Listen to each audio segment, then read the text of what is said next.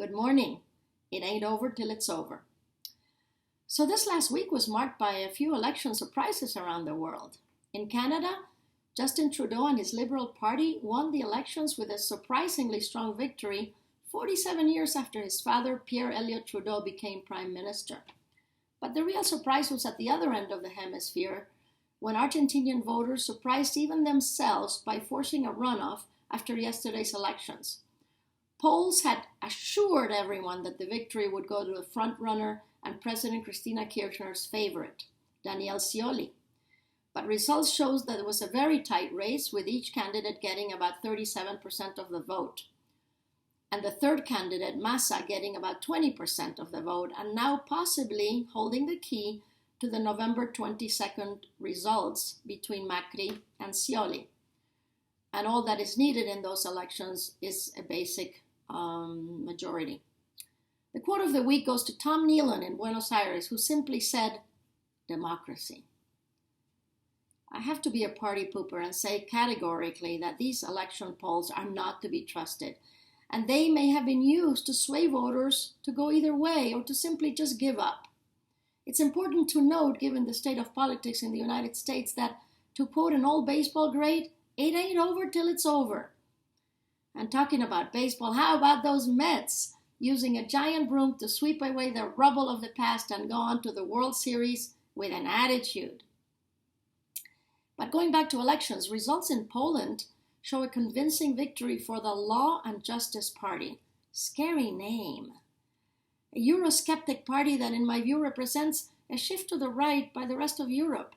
I mean, the immigration crisis is only going to lead to further nationalistic and or protective and or why are we being forced into these attitudes by some of the very members of the European Union that were dying to join this club years ago. Or maybe just a shake-in-the-pants attitude by other countries, like Portugal, for example, when last week President Cavaco Silva named his right-wing leader Pedro Passos Coelho as Prime Minister, despite him having lost his majority over the pretty verbal objections of socialist leader Antonio Costa. And I think that the president was afraid, or maybe, I don't know, he just wanted to be a good boy with Mama Angela Merkel, because he did say he wanted to avoid, quote, challenging Eurozone fiscal policy. Ouch and wow. And now really all bets are off in Portugal, because together the Socialists, the Left Bloc, and the Communist Party have a majority, and together they really expected the president to appoint Costa. So Portugal, who already had a case of the flu, could be on the verge of catching a bit of what I would like to call Greekitis. So stay tuned. But the US and the global markets last week really danced a happy song, not only catching their breath, but catching up with past losses. Excuse me.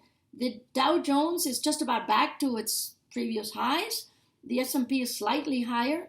And the Nasdaq, which is again the darling of indices, for the time being, is up about 6.25% this year, thanks mainly to Amazon, Microsoft, and Google parent Alphabet. And hold on to your horses, because Apple is coming out with earnings tomorrow after the close of business, and it could rock the boat even further. I think the consensus EPA forecast for Apple for the quarter is 188 versus, I think, 142 last year. Oil prices ended down last week, but my question is there any other way? And they ended down, I think, by almost 6%, fueled by a strong dollar, to their lowest level in about a month. Natural gas futures were down over 4%. I think it was the worst close since 2012. You know, I guess if you like oil and gas, you're going to have to pray for a very, very, very cold winter and a lot of driving, which in itself is an oxymoron, right? Well, maybe just stay away from commodities altogether. And going back to other parts of the world, while in Brazil there is gloom and doom related to economic and social and political issues, it seems that investors are either not paying attention or knowing something we don't know, because they sunk over $4 billion into local equities in the first 20 days of October. We're talking about Brazil. That's the first positive inflow since June. Asset managers from the top 10 local funds are supposedly buying again, joining other global asset managers like Templeton and Solitaire Aquila, who have recently alluded to the fact that they're considering buying discounted assets in Brazil.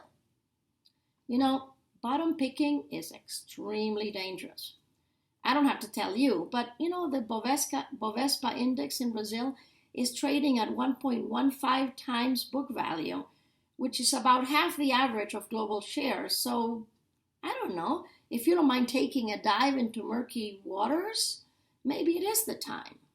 I don't know. And you know, I've never liked euphoric markets. Not at all.